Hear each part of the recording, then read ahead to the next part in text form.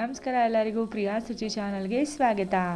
ನಾನಿವತ್ತು ಕೆಂಪು ಮೆಣಸಿನ್ಕಾಯಿಂದ ಒಂದು ಅದ್ಭುತವಾದ ಚಟ್ನಿ ರೆಸಿಪಿನ ತೋರಿಸ್ತಾ ಇದ್ದೀನಿ. ಅದು ಕೂಡ ಹಣ್ಣಾಗಿರೋಂಥ ಕೆಂಪು ಮೆಣಸಿನ್ಕಾಯಿನ ಬಳಸ್ಕೊಂಡು ಮಾಡಿದ್ರೆ ಸೂಪರಾಗಿರುತ್ತೆ. ಮತ್ತು ಇದು ಬೇಗ ಕೆಡೋದು ಇಲ್ಲ. ನೋಡಿ, ಈ ಥರ ಮೆಣಸಿನ್ಕಾಯಿ ಹಣ್ಣಾಗಿರಬೇಕು. ಇದು ರೊಟ್ಟಿಗಿರಲಿ, ಚಪಾತಿಗಿರಲಿ, ದೋಸೆಗಿರಲಿ ಅದ್ಭುತವಾಗಿರುತ್ತೆ. ಮೇಲೆ ತುಪ್ಪನಾದರೂ ಹಾಕ್ಕೊಳ್ಳಿ ಅಥವಾ ಮೊಸರಾದರೂ ಹಾಕ್ಕೊಳ್ಳಿ, ಸೂಪರಾಗಿರುತ್ತೆ. ಇದು ಯಾವುದು ಬೇಡ, ಬಿಸಿ ಬಿಸಿ ಅನ್ನದ ಜೊತೆ ಕಲಿಸ್ಕೊಂಡು ತಿಂತಾಯಿದ್ರು ಸಖತ್ತಾಗಿರುತ್ತೆ.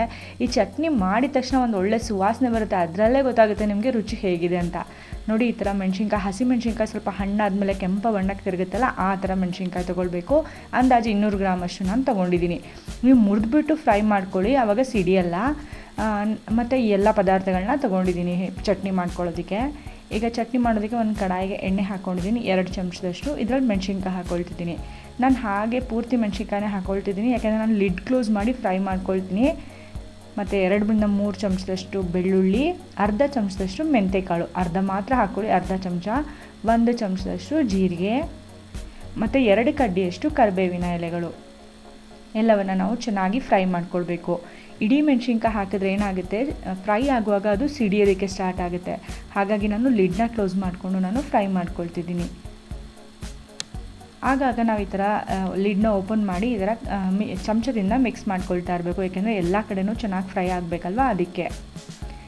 ಇದೇ ರೀತಿ ಒಂದು 5-6 ನಿಮಿಷಗಳ ಕಾಲ ಫ್ರೈ ಆದಮೇಲೆ ಸ್ವಲ್ಪ ಕಲರ್ ಚೇಂಜ್ ಆಗುತ್ತೆ ನೋಡಿ, ಆಗ ನಾವು ಗ್ಯಾಸ್ ಫ್ಲೇಮ್ನ ಆಫ್ ಮಾಡ್ಕೊಂಬಿಡೋಣ. ಇದನ್ನು ಪೂರ್ತಿಯಾಗಿ ತಣ್ಣಗಾಗೋದಕ್ಕೆ ಬಿಡಬೇಕಾಗುತ್ತೆ. ಪೂರ್ತಿಯಾಗಿ ತಣ್ಣಗಾದ ನಂತರ ಈ ಎಲ್ಲ ಪದಾರ್ಥಗಳನ್ನ ನಾವು ಮಿಕ್ಸರ್ ಜಾರ್ಗೆ ಹಾಕ್ಕೊಂಡ್ಬಿಡೋಣ. ಎಲ್ಲ ಪದಾರ್ಥಗಳನ್ನ ಮಿಕ್ಸರ್ ಜಾರಿಗೆ ಹಾಕಿದ ಮೇಲೆ ಇನ್ನೂ ಒಂದು 2-3 ಪದಾರ್ಥ ಹಾಕ್ಕೊಳ್ಬೇಕು. ಯಾವ್ಯಾವುದಂದರೆ, ರುಚಿಗೆ ತಕ್ಕ ಹಾಗೆ ಉಪ್ಪು, 2 ಚಮಚದಷ್ಟು ನಾನು ಕಲ್ಲುಪ್ಪು ಹಾಕ್ಕೊಂಡಿದ್ದೀನಿ.